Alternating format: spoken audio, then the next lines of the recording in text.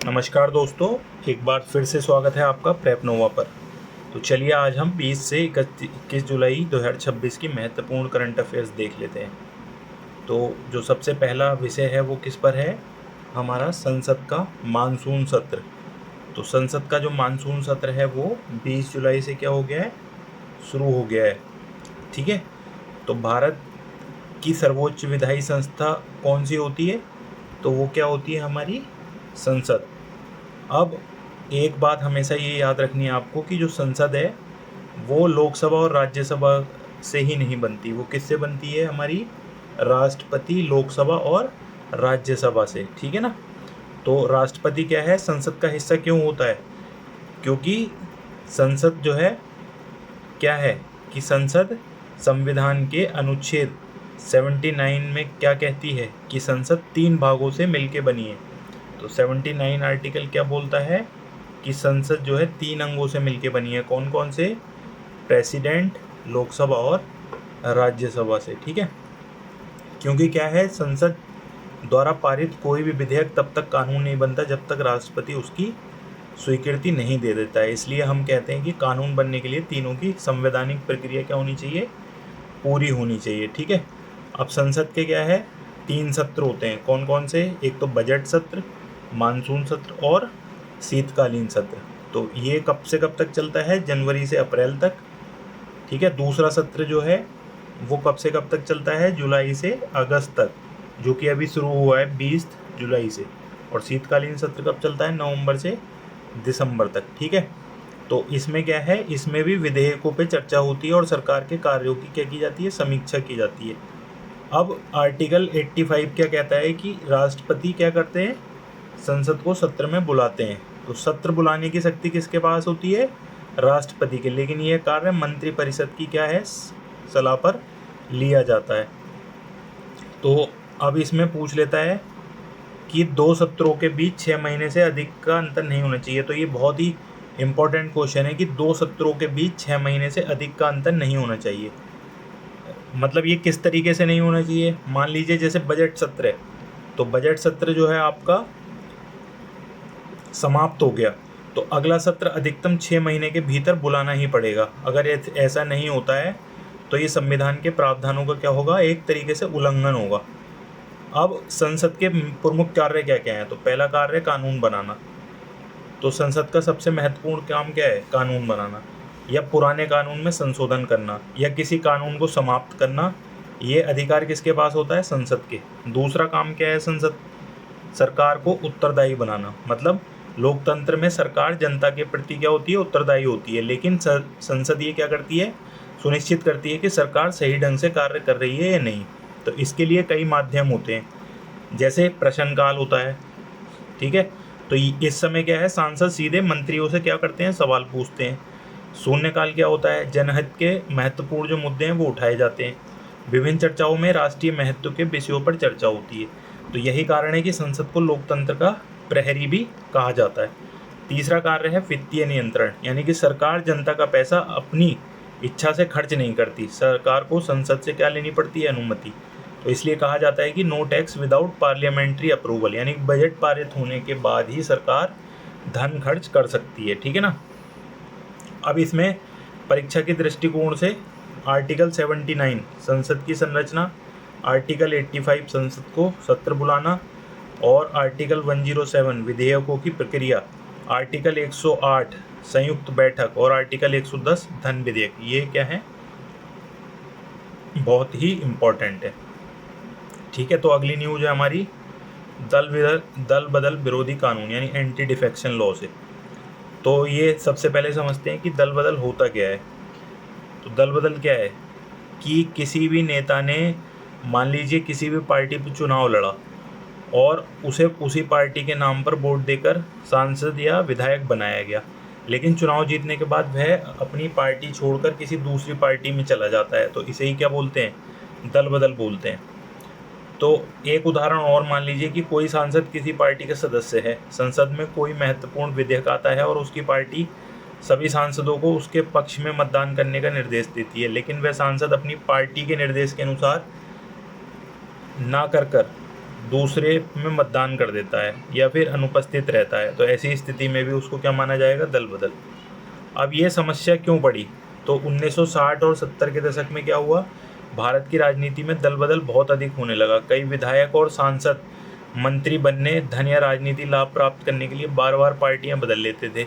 तो इस कारण से क्या होती थी? सरकारें गिर जाती थी, लोकतंत्र क्या है? अस्थिर हो जाता था और जनता का विश्वास कम होने लगा। उस समय एक प्रसिद्ध कहावत भी चलित हो गई थी कि आया राम और गया राम। यह हरियाणा के विधायक गयालाल से जुड़ी हुई घटना थी, जिन्होंने बहुत कम समय में कई बार पार्टी क्या होती बदल ली थी। इसके बाद बार बार दल बदलने वाले नेताओं के लिए ये मुहावरा प्रसिद्ध हो गया। तो इस समस्या का समाधान कैसे किया गया? राजनीतिक अस्थिरता को रोकने के लिए वर्ष 1985 में 52वें संविधान संशोधन में यह अधिनियम पारित किया गया और इसी संशोधन द्वारा संविधान में 10वीं अनुसूची जोड़ी गई। तो इसी 10वीं अनुसूची में क्या है? ये दल बदल विरोधी कानून का प्रावधान लाया गया। तो किस वर्ष लाया गया? 1985 में, ठीक है ना, याद रखना है इसको। और संविधान संशोधन कौन सा था? 52वां। और अनुसूची क्या है? 10वीं। और इसका मुख्य उद्देश्य क्या था? कि राजनीतिक स्थिरता को बनाए रखना और राजनीतिक भ्रष्टाचार को रोकना और जनता के जनादेश का सम्मान करना। अब किन परिस्थितियों में जो है एक सांसद की सदस्यता या विधायक की सदस्यता समाप्त हो सकती है? एक तो स्वेच्छा से अपनी पार्टी छोड़ दे, दूसरा अपनी पार्टी के व्हिप के विरुद्ध मतदान करे, और तीसरा स्वेच्छा से दूसरी पार्टी में शामिल हो जाए। तो इसमें क्या है? उसकी सदस्यता समाप्त हो सकती है, ठीक है। अब इसमें एक 51वां संविधान संशोधन भी होता है कि इसमें कुछ नेता कानून का क्या कर रहे थे? दुरुपयोग। पहले 1/3 विधायक मिलकर अलग समूह बना लेते थे और दल बदल से बच जाते थे। तो 2003 के संशोधन में, ये 2003 के संशोधन में क्या करा गया? इसे और कठोर बनाया गया और दल बदल करने वाले व्यक्ति को मंत्री बनने पर भी प्रतिबंध लगाए गए, ठीक है ना। चलिए बढ़ते हैं अगली न्यूज़ पर। तो अगली न्यूज़ है हमारी स्काई रूट एरोस्पेस का विक्रम 1 मिशन। तो अब इसमें क्या है कि 18 जुलाई 2026 को भारत की जो निजी कंपनी है स्काई रूट एरोस्पेस, उसने विक्रम 1 रॉकेट का सफल प्रक्षेपण किया है। इस उपलब्धि इसलिए अधिक ऐतिहासिक मानी जा रही है क्योंकि ये भारत की पहली निजी कंपनी है, ठीक है, जिसके द्वारा विकसित ऑर्बिटल रॉकेट का सफलतापूर्वक लो अर्थ ऑर्बिट में अपने पेलोड स्थापित किए हैं, ठीक है ना। अब भारत में अधिकांश उपग्रह इसरो द्वारा लॉन्च किए जाते थे, लेकिन अब निजी कंपनियां भी इस क्षेत्र में बड़ी भूमिका निभा रही हैं, ठीक है ना। पेलोड क्या होता है? तो पेलोड क्या है? पेलोड शब्द इसमें आया है। पेलोड का अर्थ क्या होता है? रॉकेट द्वारा अंतरिक्ष में ले जाए जाने वाला वास्तविक उपकरण, जैसे communication satellite, weather satellite, camera, scientific instrument वगैरह। अब इसमें एक शब्द आया ऑर्बिट। तो ऑर्बिट क्या होता है? जब कोई उपग्रह पृथ्वी के चारों ओर लगातार घूमता रहता है, तो जिस मार्ग पर वह घूमता है वह क्या है? ऑर्बिट। और पृथ्वी की कई प्रकार की कक्षाएं होती हैं, तो इसमें क्या है? ये है LEO यानी लो अर्थ ऑर्बिट। तो लो अर्थ ऑर्बिट पृथ्वी से लगभग, ये जो है पृथ्वी से लगभग कितनी होती है? 160 किलोमीटर से लेकर 2000 किलोमीटर ऊंचाई तक, ठीक है ना। अब इसमें जो है पृथ्वी अवलोकन उपग्रह, मौसम उपग्रह, रिमोट सेंसिंग उपग्रह और अंतर्राष्ट्रीय अंतरिक्ष स्टेशन जैसी कई महत्वपूर्ण वस्तुएं स्थापित होती हैं।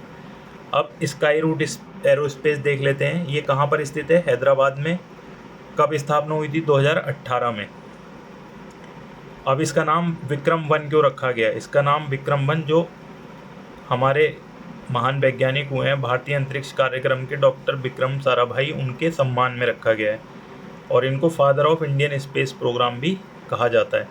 इसकी विशेषताएं क्या हैं विक्रम 1 की? ठीक है, तो ये लगभग 350 किलोग्राम तक का पेलोड लो ऑर्बिट में ले जाने की क्षमता रखता है। छोटे उपग्रह के लिए विशेष रूप से विकसित है, ठीक है। इस मिशन का क्या नाम है? ये आगामैन करके इसका नाम रखा गया है। अब ये जो है इसमें आप देखिए कि इन स्पेस क्या है? Indian national space promotion and authorisation centre. इसकी स्थापना कब हुई है? 2020 में। इन स्पेस का कार्य क्या है कि पहले केवल इसरो ही अंतरिक्ष गतिविधियां करता था, लेकिन 2020 के बाद सरकार ने निजी कंपनियों को भी अवसर देना शुरू कर दिया, ठीक है। अब इसरो क्या है? Indian space research organisation. इसकी स्थापना कब हुई थी इसरो की? 1969 में, ठीक है। और इसका मुख्यालय कहाँ पर है? बेंगलुरु में, ठीक है।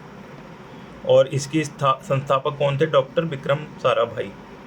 और इसरो भारत की क्या है? राष्ट्रीय अंतरिक्ष एजेंसी है, जो कि चंद्रयान, मंगलयान, आदित्य L1 और गगनयान जैसे महत्वपूर्ण मिशन इसरो द्वारा संचालित किए गए हैं। अब इसमें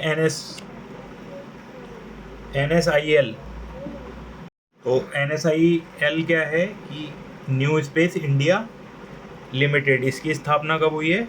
2019 में।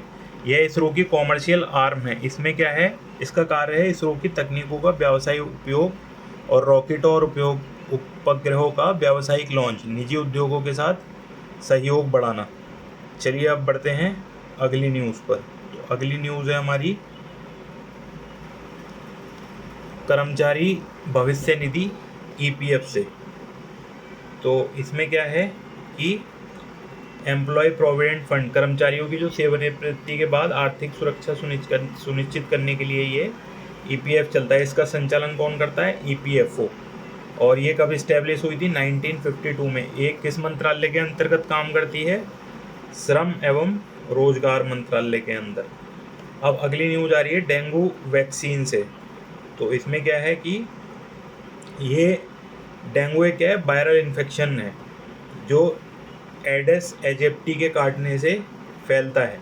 अभी क्या है, हाल फिलहाल में इसके लाखों केस हुए हैं भारत में मानसून आने के बाद में। अब इसके 4 टाइप होते हैं, 4 सीरोटाइप, ठीक है। तो 4 सीरोटाइप कौन कौन से हैं? ये 4 इसके सीरोटाइप है, 1, 2, 3 एंड 4।